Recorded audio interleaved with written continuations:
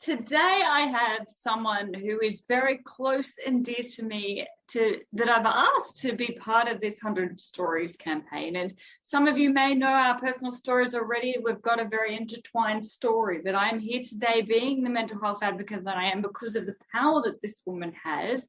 She is certainly an inspiration. She's someone who's broken that poverty cycle, who's overcome so much, and because of some of that strength is why I've had the opportunity now to actually inspire and support and empower so many young Australians in Australia. So I would like to pass it over to you to introduce yourself. Hello, my name is Coral. I born in South America, and Lima, Peru, the city of the Incas. And I born in an area called Callao, it's the first port. And I moved to Chaclacayo, where I lived all my life in there. And recently I decided to do the DNA. And I went to the DNA and they discovered what I have 57% Inca, what is very rare, because the people where they did the research told me they haven't seen anybody with such a pure blood. Inca blood, but my lineage is connected with the shamans, very ancient healers.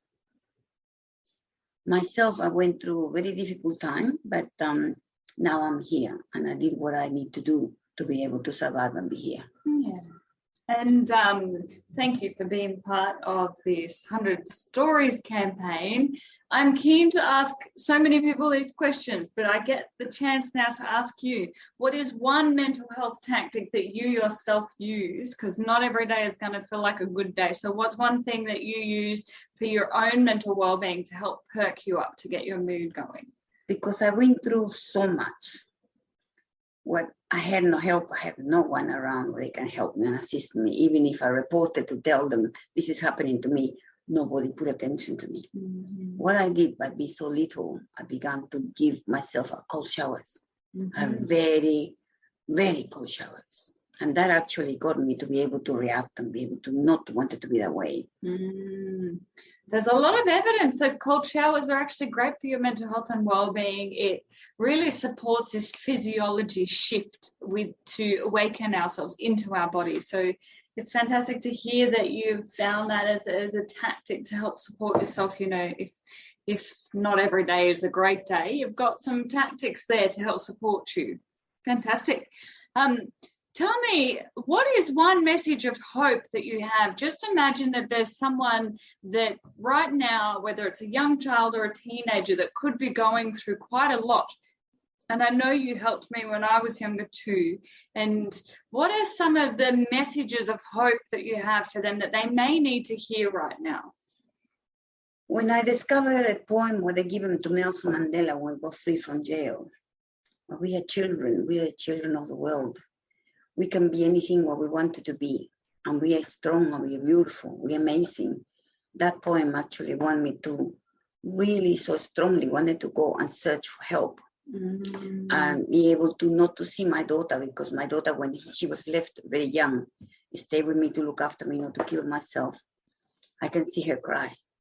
And I said, no, I cannot let my daughter to have more pain. I suffer enough and I will not let her suffer. But by doing what I did, looking for help, actually I got some, and then later on I went to self-development, but it really helped me totally to understand my situation.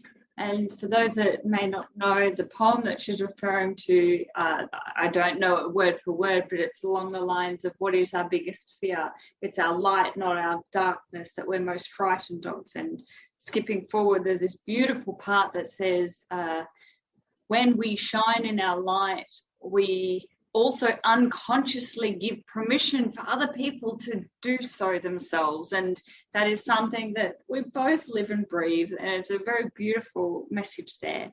And I'm fortunate to be the strength that I am today.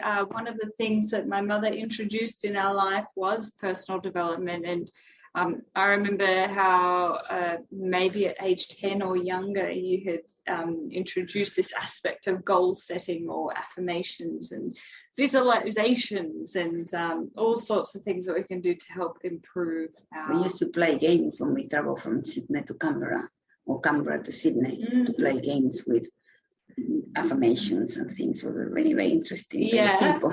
I remember. Tell me 100 things you're grateful for. Which was painful at the time, but I understand the concept of gratitude is a fantastic one. So not everyone had that upbringing. Thank you for sharing.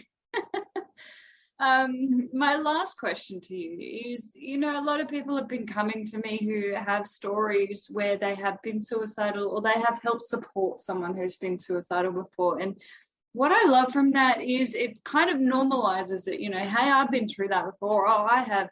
And what I want to share in this campaign is what are some tactics that have helped? Because what I found is a lot of people that are coming with those stories, very often it's like one movement, one gesture, one connection that was the catalyst of them saying, you know what, I'm choosing to be here. You know, so I'm just curious, like I know you've had a rough upbringing, etc., but you've also helped other people. So what have you found to be one tactic that could be useful to you if in that time of need that may be helpful insight to someone that may need to hear it right now? I had a friend, what she was very, you cannot console yourself, could not help her. And what I had the idea of, shout at her, so strong, so powerful, so loud, what shook her. Mm-hmm. And when I did the shock, she come back and realized what was happening. She didn't really realize. Mm-hmm. And when I give that very strong voice, sort of she began to react well. And that was a simple way, you know. I mean, I don't try to insult people or shout to people or treat them bad, but it's the only thing what I could do to help her in that moment because nothing else could work. See, I'm giggling because I know you and I know what you mean when you say you shout at people, which is basically saying is that experience of like a shift of mood or a shock. You know, a loud sound can do that. Or, you know, you were mentioning the water in the shower. Like sometimes that physiological change can help shift people out of the overthinking into being present again. Yes. I've often found that too in an emergency circumstance, for example. People aren't always in that state of crisis for too long.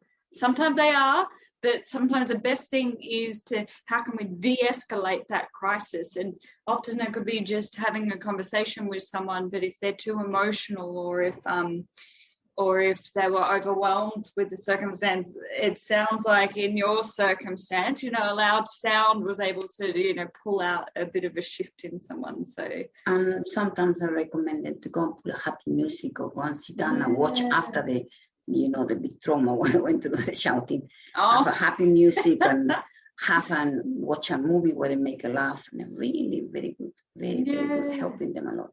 We really underestimate how much music and dance and the arts, you know, can help keep this presence of joy in our soul alive, and that's a great suggestion. The gratitude is so immense and enormous. It can actually make you change so much. Yeah, I was reading something the other day to say if we're in this state of gratitude, you cannot be in that state of gratitude at the same time as uncertainty or fear.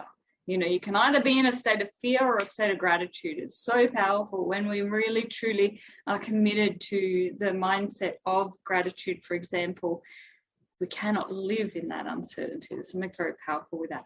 Well, I just wanted to thank you so much for being part of this campaign with us today and for sharing your voice and your wisdom. Thank you for inspiring me to be who I am today. And I look forward to more stories with you all shortly.